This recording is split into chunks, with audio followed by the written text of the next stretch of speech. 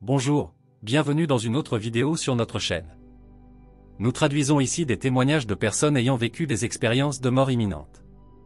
Aujourd'hui, nous allons connaître l'histoire de Jason Murphy. Il dit qu'il a trouvé Dieu et lui a demandé ce qu'il ferait des suicides. Si vous n'êtes pas encore abonné à la chaîne, abonnez-vous maintenant.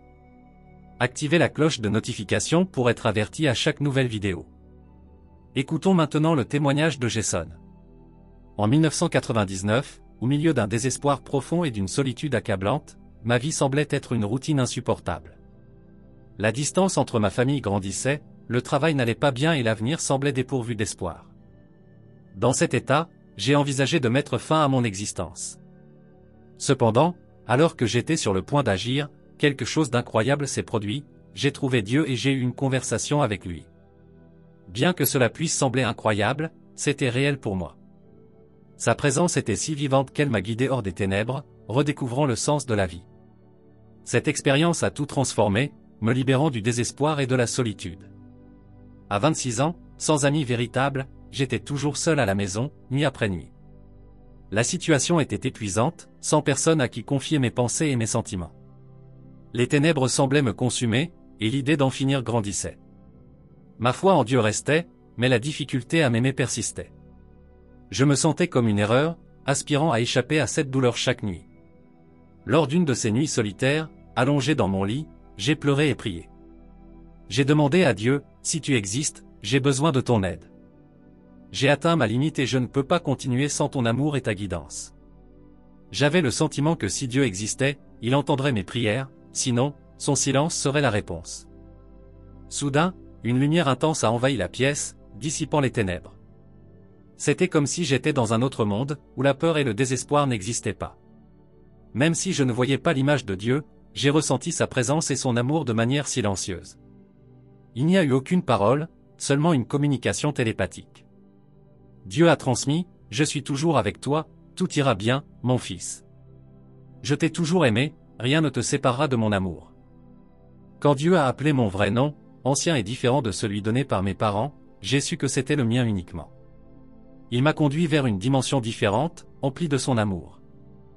C'était un véritable foyer, où je me sentais complet et heureux, connecté à un amour infini. Dans cet espace, j'ai beaucoup appris. Dieu n'est pas seulement le créateur de l'univers, mais aussi le mien, m'infusant d'amour et de créativité. Malgré sa perfection, mon cœur abrite encore des doutes. J'ai demandé pourquoi autant de douleur et où il était pendant mes souffrances. Dieu a répondu, « Mon fils, crois-tu être le seul à souffrir ?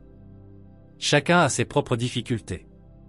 Ces expériences peuvent vous renforcer, même dans la douleur. Je suis toujours présent, mais je me suis demandé pourquoi permettre autant de souffrance. Dieu a répondu que la protection constante empêche la croissance. Parfois, affronter des défis seuls est nécessaire pour se fortifier. Il faut apprendre à avoir confiance, en soi, en les autres et en Dieu. Lorsque des problèmes surviennent, avoir confiance en sa propre capacité est crucial, sachant qu'il y a du soutien autour et que l'amour divin est toujours présent. Dieu a tenu ma main, une énergie puissante a parcouru mon corps. J'ai été transporté dans le passé, je me suis vu enfant, subissant les agressions de mon père, implorant la protection de ma mère qui n'est jamais venue. Des souvenirs de l'école avec des voix cruelles résonnaient, me sentant seul. Au travail, les critiques me laissaient perdu. Dieu a demandé de l'attention aux détails. Dans chaque souvenir, une douce lumière m'entourait. J'ai réalisé que dans les moments les plus solitaires, Dieu était présent, m'entourant de son amour. J'ai compris que je n'avais jamais été vraiment seul. En observant, j'ai vu cette lumière autour de toutes les personnes, même de celles qui m'ont fait du mal. Aux yeux de Dieu, tous sont ses enfants. Son amour ne se limite pas à moi, mais à tous. Il m'a réconforté, promettant que l'obscurité passera. Avec des larmes aux yeux, j'ai vu son regard chaleureux, j'ai entendu ses paroles de soutien. J'ai demandé comment faire face à ceux qui m'ont blessé. Dieu a expliqué que tous sont ses enfants, méritant pardon et amour. J'ai demandé une explication sur la lumière autour des gens. Patiemment, Dieu a dit que c'était son amour, présent en chacun, offrant force et soutien. En respirant profondément, la frustration s'est dissipée.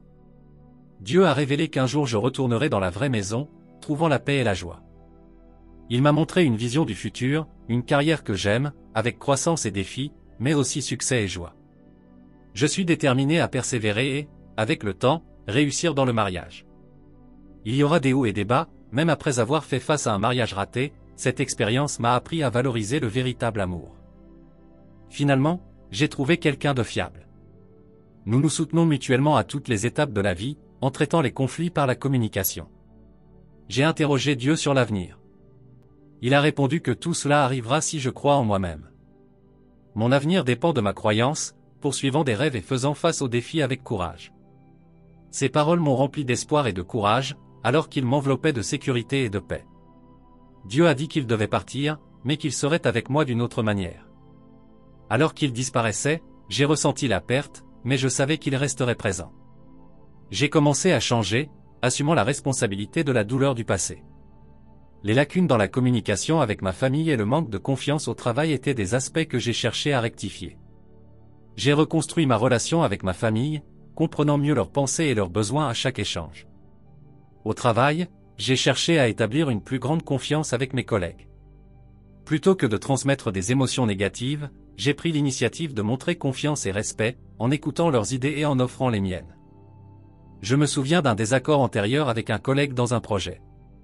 Plutôt que de réagir de manière négative, j'ai cherché à maintenir le lien, en montrant une ouverture à l'écoute et à la contribution d'idées. Cette fois-ci, j'ai adopté une approche différente. Je me suis assis, écoutant attentivement les idées de l'autre, discutant des points forts et faibles, cherchant des solutions. Nous avons obtenu d'excellents résultats et notre relation s'est renforcée. En changeant, j'ai vu ma vie s'améliorer, une plus grande proximité avec ma famille et une coopération améliorée au travail.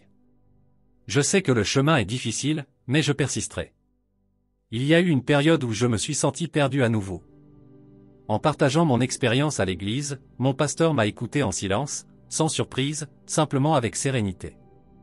Il a dit que j'étais béni d'avoir vécu de près l'amour et la miséricorde de Dieu, quelque chose de rare. En questionnant s'il croyait en mon expérience, il a souri et confirmé que l'amour de Dieu est partout. Ces paroles ont renforcé ma conviction dans la réalité de mon expérience. Il a souligné que la relation avec Dieu peut être vécue directement, en ressentant son amour et sa miséricorde, il suffit d'écouter notre voix intérieure. Nous sommes confrontés à des défis dans la vie, mais croire en Dieu nous donne la force de les surmonter. Il sera toujours présent, offrant force et courage. Cette conversation m'a fait réévaluer ma foi et a renforcé ma connexion avec Dieu, me rendant plus résilient. Alors, qu'avez-vous pensé de cette histoire incroyable? Laissez vos avis dans les commentaires. N'oubliez pas de vous abonner à la chaîne. Donnons à plus de gens l'espoir qu'il existe une vie au-delà de ce que les yeux peuvent voir.